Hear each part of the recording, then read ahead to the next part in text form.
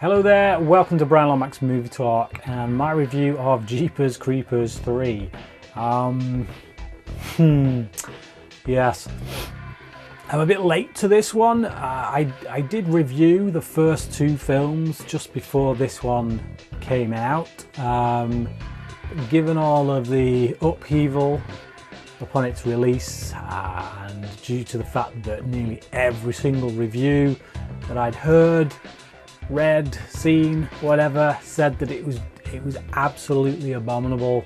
I didn't feel like paying full whack to get it on either DVD or Blu-ray in order to test that theory. Recently saw it in HMV for $2.99, so yeah, it's a good price. It's a rental price. I figure if it is as bad as everyone says it is, then it's not going to lose me too much money.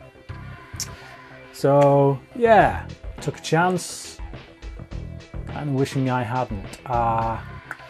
It's not quite as bad as people make out, but it ain't great. So I was a really big fan of the first film.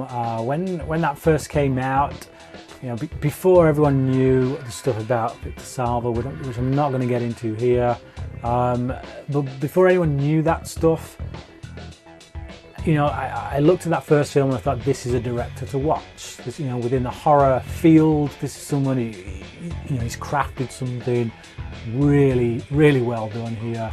Great stuff. Can't wait to see who's number next. When Jeepers Creepers 2 came out, it was a massive step down. Particularly on first watch. Second watch, it's gone up a bit in my estimation. It did improve, but yeah, when they announced there was a third one, I was like, okay, he's got a chance to redeem himself a bit. Shows something more akin to the first film, but it's gone further downhill. This just feels like it was directed by a hack.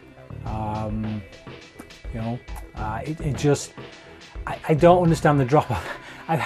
This feels like I'm repeating myself because I said this about Candyman 3.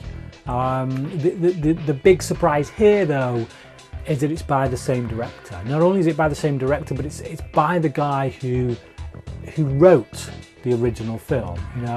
He's got no one to blame but himself. He's been in charge of these three movies. And as we've gone across them, there's been a steady decline. Well, not so much a steady decline as a jump off a cliff. This is really bad.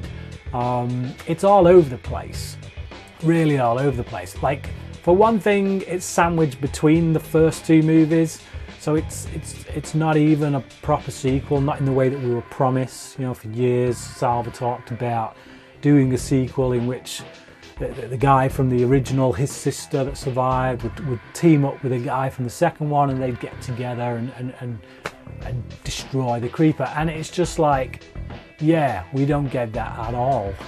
At all. We get just some random ass characters that are thrown together by really bad actors. Stan Shaw, this sheriff guy who all of a sudden we're told he knows everything. Apparently he's been hunting the creeper for years. Has a whole crack team that have also been hunting the creeper for years, who know exactly who he is. News to me. I think it's news to anyone who saw that first film. No one in that film seemed to have any clue that the creeper existed, except that crazy woman with the psychic powers. But yeah, just it feels tacked on, which is exactly what it is, I guess.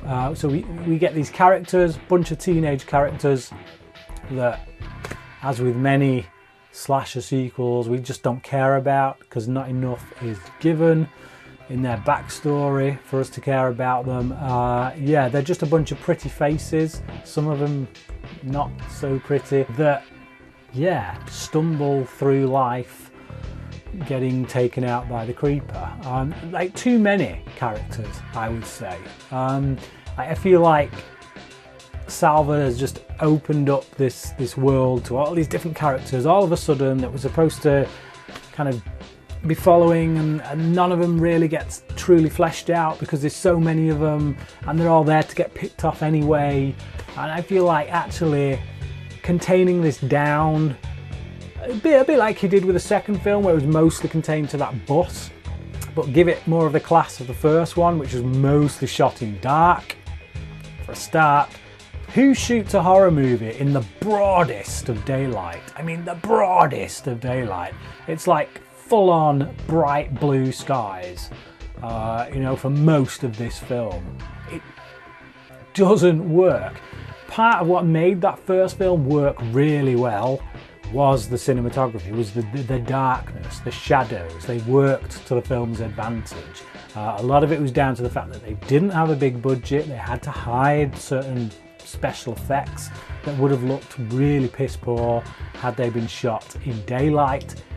And it's almost like that was just been pushed aside for this film, and they've got, yeah, I get why they have to do it, because this is literally set the day before the second film. It bridges the gap between the first two, but ooh, it looks bad. It looks really bad. Some of those special effects, the CGI shows big time. You can see the seams. It looks terrible. Now, I feel like Salva's ambitions here far outweigh the budget he was given to achieve them. Again, as well, that first film, you look at the script, it was really well paced. It was really well, it had a great build. The tension just kept mounting, the reveals as they came. It was just, yeah, it was just really well handled, the way it just kept peeling back the layers of the onion. Here, it's like, I don't know, it's like an onion farm in which everything's just getting thrown in, left, right and centre, in the hope that something will stick.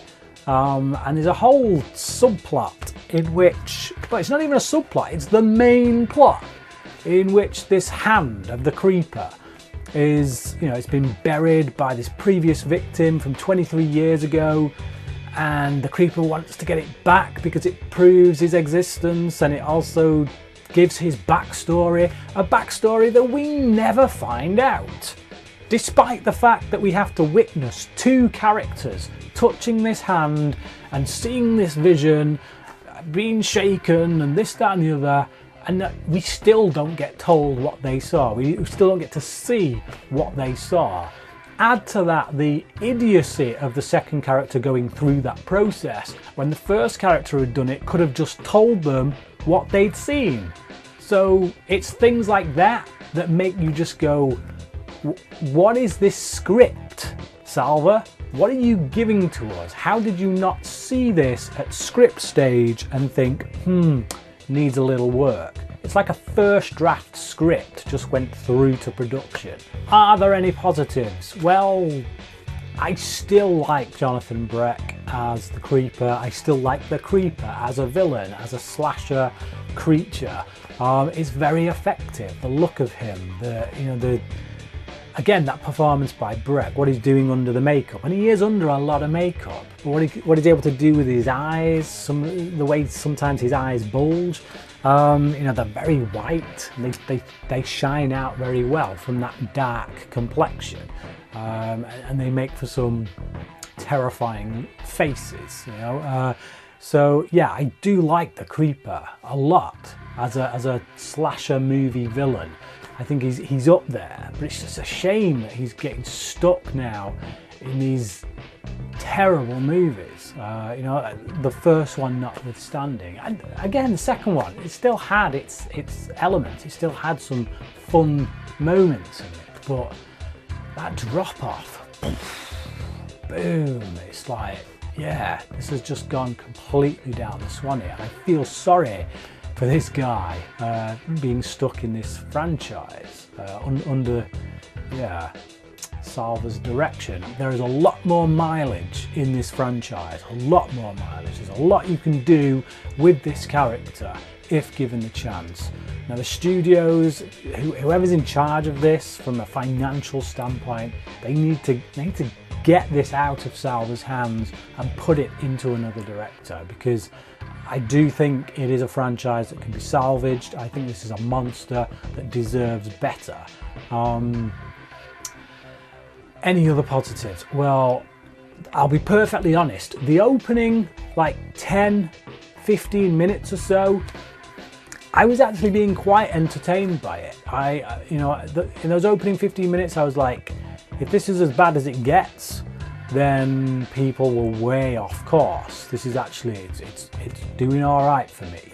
But again, the moment we switch to daylight, the moment the story starts to get moving, you realise there's no meat on its bones. It's a hollow shell. I give Jeepers Creepers 3 1.5 out of 5. Yeah, it pains me to say that, because I was a fan of the franchise. I still want to be, but there you go. What about you? Did you like this movie? I don't think there is anyone out there who did, based on what I've heard, as I say.